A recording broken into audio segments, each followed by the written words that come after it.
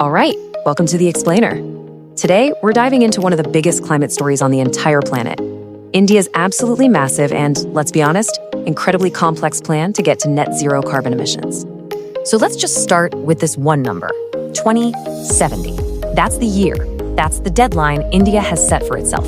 By then, a nation that's on track to be a global economic superpower has promised to completely re-engineer its energy systems and go carbon neutral.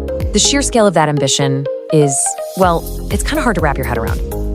And you know, this quote right here, it just nails this central problem. It's this incredible tightrope walk. How do you lift hundreds of millions of people into the middle class, which requires a ton of energy, while at the same time pulling off one of the most radical environmental makeovers in human history? So that's the big question, isn't it? For a country with 1.4 billion people, what's the actual roadmap? How are they even going to begin to pull this off? Well, let's get into it. Okay, so the journey to 2070 doesn't start in some far-off future. It starts, right now. And it all kicks off with this powerful 5-point action plan for the year 2030. It's called the Panchamrit, and these are the first absolutely critical steps. The headline number here is just, wow, 500 gigawatts. That's the target for energy that doesn't come from fossil fuels by 2030. Now, just to give you a sense of how huge that is, that's more than the entire power capacity of Germany and the UK combined. It is a staggering amount of clean energy. And what's really interesting here is how all these pieces are designed to fit together. See, it's not just about building all those renewables. It's about making sure that clean power actually meets half of the country's energy needs. It's about cutting 1 billion tons of emissions while also making the entire economy more efficient. Each goal kind of stacks on top of the next, like a domino effect, to build up momentum for that huge 2070 target. So the crucial thing to understand is that for this first decade, it's all about a laser focus on the biggest piece of the pie first, cleaning up the power grid. You go after your largest source of emissions head on. The idea is to build that clean energy foundation that everything else can then be built upon. But cleaning up the power grid is, of course, just step one. The long-term plan calls for a total economy-wide transformation.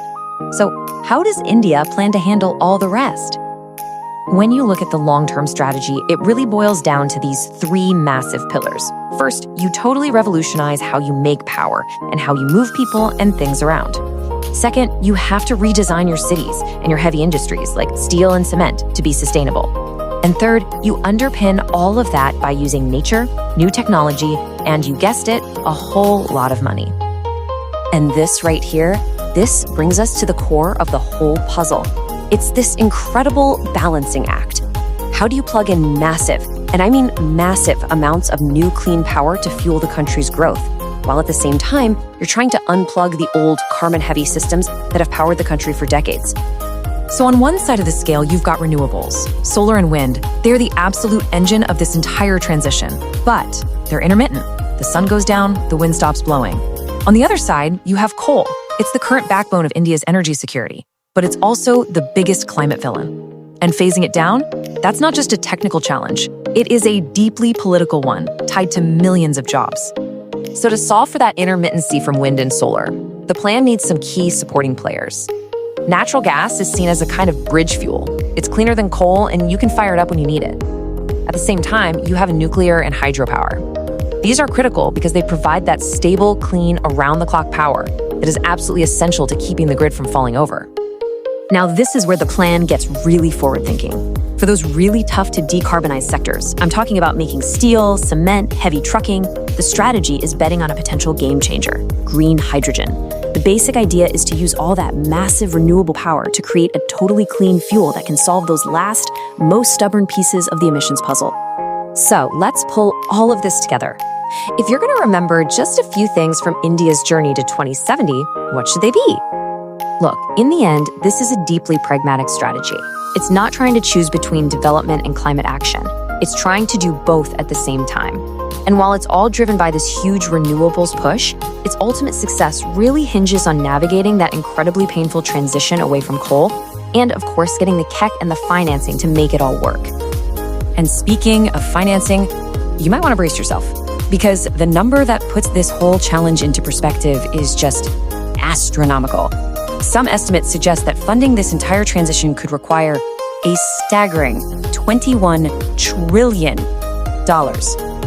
And that leaves us with a final, critical $21 trillion question. The blueprint is there, the ambition is clear, but can all the financial pieces, both from inside India and from around the world, actually fall into place? The answer to that won't just shape India's future. It's going to have a profound impact on the world's collective climate destiny.